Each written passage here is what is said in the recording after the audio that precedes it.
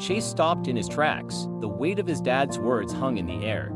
It was like everything had slowed down. His heart slammed against his chest, and for a moment, he thought he might choke on the truth. The truth about how much his stepmom had made him feel invisible, how much his dad had never even noticed.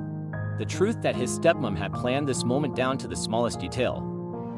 He glanced toward her, standing by the doorway, her eyes cold and calculating. She gave him that look, the look that reminded him of the warning she had given him so many months ago. If he told his dad the truth, if he tried to explain how she had treated him, she would make sure to spin it into something ugly. Something that would make his dad turn against him, something that would make him the villain in a story he had never wanted to be part of. Chase felt a shiver run down his spine. The words were stuck in his throat, but he couldn't speak them. He couldn't risk it. His stepmom's eyes seemed to pierce through him, and the silent threat she'd hung over him for years made his stomach turn. He had to leave. It wasn't worth the fight. It wasn't worth the lie. He couldn't do anything to change it now. He swallowed hard, forcing the words out.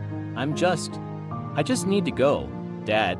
I can't stay here anymore. His voice trembled, and even though he tried to hold back the emotion, his dad didn't seem to fully understand, but he nodded, the confusion never leaving his face. All right, son. If that's what you want. Chase could feel the sting of that sentence in his chest, but he didn't have the strength to argue. Instead, he took a slow step toward the door. He didn't want to look back, didn't want to see the disappointment in his dad's eyes or the cruel satisfaction in his stepmom's. But as he opened the door, ready to step out into the world that had always felt just out of reach, he heard his dad speak again. Chase. His voice was softer this time, almost as if he were waking from a dream. Are you sure? You've always had a place here. Chase paused, but only for a moment. He didn't have the strength to explain. He wasn't sure if his dad would even believe him. Instead, he forced a small, tight smile. I'm sure. Happy birthday to me. He shut the door behind him with a soft thud, leaving the house that had never felt like home, even when it should have.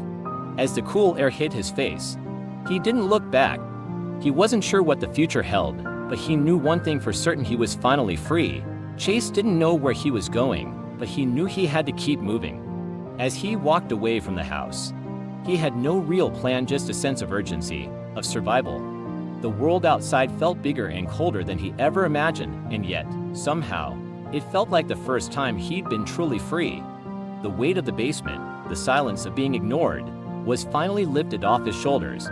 But it was quickly replaced with something else: uncertainty. He had nowhere to go. He couldn't afford an apartment, not on his own, not without any real savings. He didn't have family to turn to, no relatives he could lean on. His mind raced as he wandered the streets, trying to figure out his next move. But then something clicked.